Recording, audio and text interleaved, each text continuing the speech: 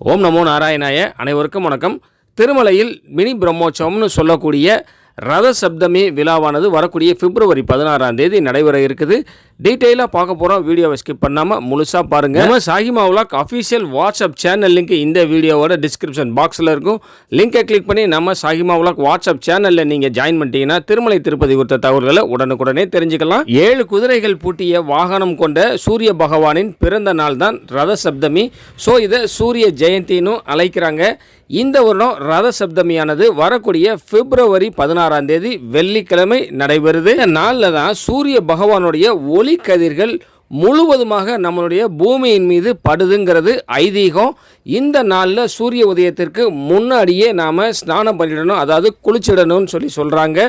அதுவும் தலையில் எருக்கலை அந்த இலையை வச்சு குளிக்கணுங்கிறது ஐதீகம். இது மாதிரி செய்யும் பொழுது சகல பாவங்களும் நம்ம வாழ்க்கையில் 7 பாவங்கள் சொல்லுவாங்க. தெரிஞ்சு செஞ்சது, தெரியாமல் செஞ்சது, முன்பிறவி பாவம் சொல்லிட்டு 7 விதமான பாவங்களில் இருந்தும் விடுபடக்கூடியது இந்த ரத சப்தமி அன்னைக்கு நாம் செய்யக்கூடிய குளியல் தான். அதுவும் முக்கியமான நீர்நிலைகள், அதாவது புனித தீர்த்தங்களில் நாம் போய் நாம் குளித்தோம்னா நம்மளுடைய பாவங்கள் எல்லாமே போயிடுங்கிறது ஐதீகம். இன்னும் கொஞ்சம் குறிப்பிட்டு சொல்லணும்னா, மகாபாரதத்தில் அம்பு படுக்கையில் படுத்திருந்த பீஷ்மர் தன்னுடைய இன்னுயிரை போக்குவதற்கு அவர் தேர்ந்தெடுத்தது இந்த ரத சப்தமி நாள் தான். திருமலையில் இந்த ரத சப்தமி நாள் மிகவும் பிரசித்தி பெற்றது, மிகவும் விசேஷமான நாளாக கடைபிடிச்சிட்டு வர்றாங்க. ஏன்னா காலையில் 5:30 மணியிலிருந்து நைட்டு 9 மணி 10 மணி வரைக்கும் ஒரே நாளில் 7 வாகனங்களில் மலையப்ப சுவாமி வீதி உலா வருவார். அதோடு சேர்த்து ஒரு சக்கர ஸ்நானமும் இருக்கும். ஸோ பிரம்மோற்சவத்தில் போய் அனைத்து வாகனங்களுமே பார்க்கணுன்னு ஆசைப்படுறவங்க இந்த ரத சப்தமி ஒரு நாள் போனீங்கனாலே போதும். 7 வாகனங்களில் மலையப்ப சுவாமியை பல்வேறு விதங்களில் தரிசனம் பண்ண முடியும். இப்போது ரத சப்தமி அன்னைக்கு எந்த நேரத்தில் எந்த வாகனத்தில் மலையப்ப சுவாமி மாட வீதிகளில் வலம் வருவார்னு பார்ப்போம். காலையில் 5:30 மணியிலிருந்து 8 மணி வரைக்கும், அதாவது சூரிய கதிர்கள் கரெக்டாக 6:40க்கு உதயமாகக்கூடிய சூரிய கதிர்கள் மலையப்ப சுவாமி மீது படும்படியாக சூரிய பிரப வாகனத்தில் மலையப்ப சுவாமி மாட வீதிகளில் வலம் வருவார். அடுத்ததாக காலையில் 9 மணியிலிருந்து 10 மணி வரைக்கும் சின்ன சேஷ வாகனத்தில், அதாவது அந்த சர்ப்ப வாகனத்தில் மலையப்ப சுவாமி மாட வீதிகளில் வலம் வருவார். அதற்கடுத்ததாக நாம் ஒரு நாள் பூரா பிரம்மோற்சவத்தன்னைக்கு வெயிட் பண்ணிக்கிட்டு இருக்கிறது கருட வாகன சேவைக்கு தான். இந்த கருட வாகன சேவையானது ரத சப்தமி அன்னைக்கு காலையில் 11 மணியிலிருந்து 12 மணி வரைக்கும் நடைபெறும். அடுத்ததாக ஹனுமந்த வாகன சேவை, இது 1 மணியிலிருந்து 2 மணி வரைக்கும் நடைபெறும். ஹனுமந்த வாகன சேவையில் மலையப்ப சுவாமி ஸ்ரீராமராக வலம் வருவார். 2 மணியில் இருந்து 3 மணி வரைக்கும் சக்கர ஸ்நானமானது புனித புஷ்கரணியில் நடைபெறும்.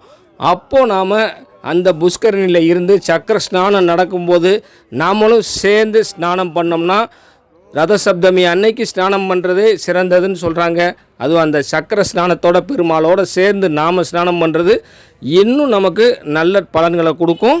மாலை 4 மணியிலிருந்து 5 மணி வரைக்கும் கேட்கும் வரங்களை தரக்கூடிய கல்ப விருட்ச வாகனத்தில் பெருமாள் வலம் வருவார். அடுத்ததாக 6 மணியிலிருந்து 7 மணி வரைக்கும் ஸ்ரீ கிருஷ்ணரா சர்வ பூபால வாகனத்தில் மலையப்ப சுவாமி வலம் வருவார். கடைசி வாகனமாக இரவு 8 மணியிலிருந்து 9 மணி, சில நேரம் 10 மணியும் ஆயிடும் முடிகிறதுக்கு, சந்திர பிரபை வாகனத்தில் ஸ்ரீ கிருஷ்ணராவே வலம் வருவார். ஆனால் கையில் வெண்ணையோட வலம் வருவார். அத்தோட ரத சப்தமி விழாவானது நிறைவடையுது. இதற்காகவே டிடிடி பக்தர்களுக்கு விரிவான ஏற்பாடுகள் செஞ்சு வச்சுருப்பாங்க. காலையில் 5:30 மணிக்கு முன்னாடியே மாட வீதிகளில் ஏதாவது ஒரு கேலரியில் போய் நம்ம உக்காந்துக்கிட்டாலே போதும். ஏன்னா அந்தந்த கேலரிக்கு தனித்தனி பாத்ரூம் ஃபெசிலிட்டிஸ் பண்ணி வச்சுருப்பாங்க. காலையில் டீ காஃபியில் இருந்து பொங்கல் அல்லது உப்புமான்னு சொல்லிட்டு வரும். அதற்கடுத்ததாக மோர் பாக்கெட் வரும். வெயில் வர வர மோர் பாக்கெட்டு எவ்வளோ வேணாலும் கொடுத்துட்டே இருப்பாங்க. அடுத்ததாக சாம்பார் சாதம், புளி சாதம் சொல்லிட்டு பாக்கெட்டில் போட்டு கொடுத்துட்டே இருப்பாங்க. அதற்கடுத்ததாக ஈவினிங் போல் நமக்கு பால் வரும், சுண்டல் வரும். இது மாதிரி சாப்பிட ஏதாவது கொடுத்துட்டே இருப்பாங்க. அடுத்தடுத்த வாகன சேவைகளும் ஒரு மணி நேரம் கேப்லேயே நடந்துகிட்டே இருக்கும். இது பார்க்குறதுக்கு கண்கோடி வேணும். நான் பல வருஷமாக ரத சப்தமி அன்னைக்கு போய்கிட்டு இருக்கிறேன். நம்ம சப்ஸ்கிரைபர்ஸ் யாராவது ரத சப்தமி அட்டன் பண்ணியிருந்தீங்கன்னா உங்களுடைய அனுபவங்களை கமெண்ட் செக்ஷனில் சொல்லுங்கள். ரத சப்தமி அன்னைக்கு மலையப்ப சுவாமி தான் மாட வீதிகளில் வலம் வருவார். அதனாலேயே அன்றைய தினம் கல்யாண உற்சவம், ஊஞ்சல் சேவை, அஜித பிரம்மோற்சவம், சகசர தீபாலங்கார சேவை கேன்சல் பண்ணிவிடுவாங்க. அதே போல் அதிகாலையில் மூலவருக்கு நடைபெறக்கூடிய ஆர்ஜித சேவைகளான சுப்ரபாத சேவை, தோமான சேவை, அர்ச்சனை சேவை, அஷ்டதள பாத பத்மாராதன சேவை ஏகாந்தமாக நடைபெறும். அன்றைய தினம் ஆஃப்லைன் அக்காமடேஷன் மட்டும்தான் கொடுப்பாங்க. ஸோ அதிகாலை 2 மணிக்கெல்லாம் போய் சிஆர்ஓ ஆஃபீஸில் நம்ம நின்றால் மட்டும்தான் நமக்கு ஆஃப்லைன் அக்காமடேஷன் கிடைக்கும். இந்த வீடியோ உங்களுக்கு பயனுள்ளதாக இருந்தால் லைக் பண்ணுங்கள், ஷேர் பண்ணுங்கள். நம்ம சாஹிமா விலாக் யூடியூப் சேனலை சப்ஸ்கிரைப் பண்ணி பக்கத்தில் இருக்கிற பெல் ஐக்கானையும் ப்ரெஸ் பண்ணி வச்சுக்கிட்டிங்கன்னா டிடிடி குறித்து நம்ம சேனலில் வரக்கூடிய வீடியோக்களை நீங்கள் உடனுக்குடனே தெரிஞ்சுக்கலாம். திருமலை திருப்பதி குறித்து உங்களுடைய சந்தேகங்களை கமெண்ட் செக்ஷனில் கேளுங்க, நான் பதில் சொல்கிறேன். அனைவருக்கும் நன்றி. ஓம் நமோ நாராயணாய.